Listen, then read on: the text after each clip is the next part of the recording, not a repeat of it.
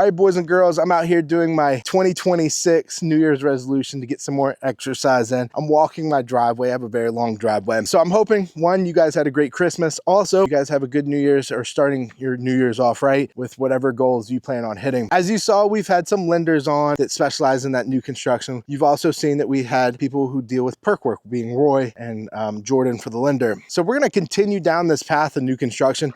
I really enjoyed talking about it. I enjoy the new construction process. It's a long, drawn out process, but I kind of enjoy the whole part of it. Not like the big national builders, the cookie cutter stuff, but more like intimate, couple acres here, custom build kind of stuff. Today's topic of conversation, we're going to be talking about a couple questions that I'm going to be asking almost every buyer when they decide they want to buy a piece of property. So my first question that I'm going to bring up every time is, what is your future use of that property? What are you planning on doing with the property? There's a couple different scenarios here that I want to touch on. One being recreational land.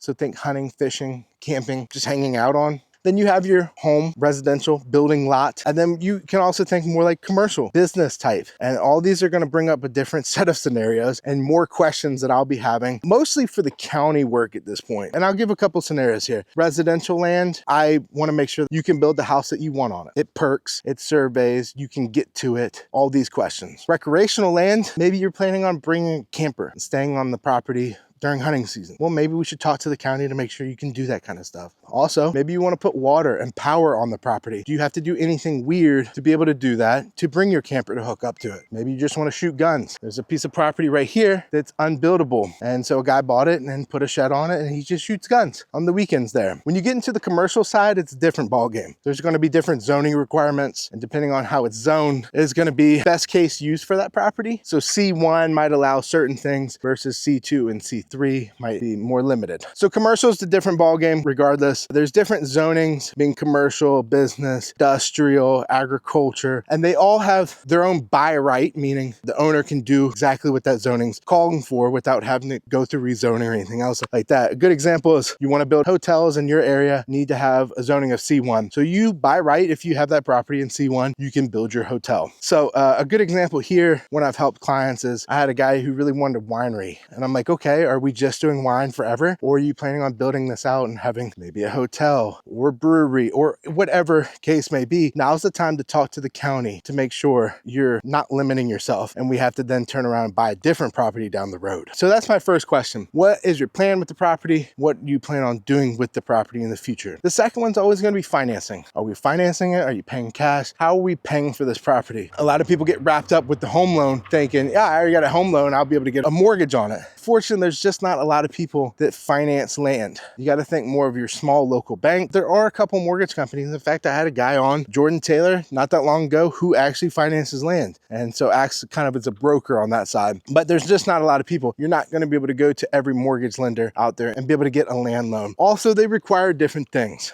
Most everybody's going to be 20, 25, 30% down requirements, down payments. And they're also usually not going to run for 30-year terms. They're going to be either a balloon or adjustable rate of some sort. And so that is your other caveat with that. So I got to figure out, one, if we have to deal with a loan, we need to start working on that sooner than later. Make sure, one, you have all the cash that's required, not only for the down payment, but also for the closing cost. And then also timelines too, right? So if we're going to need that amount of time to close, we need to factor that in on top of our study period. We could talk way more in detail about a lot of this stuff. So if you have any questions, you can always reach out to me. But those are going to be the two first questions. How are we paying for it? And what do you plan on doing with the property? And that's going to bring me down a path of plenty more questions to be asking you. All right, guys. So I hope this helps. Again, this is going to be kind of a series we're going to be going through here soon, kind of touching on new construction and land and how all this works. If you guys have any questions or have any videos, the suggestions that you'd like me to do, leave them down in the comments below and I'll get to them. Again, I hope you guys are having a great start to the year, hitting all your goals you'd like. Obviously, if you need any real estate assistance here in 2026, I'd love to help you. If not, I'm going to get after my little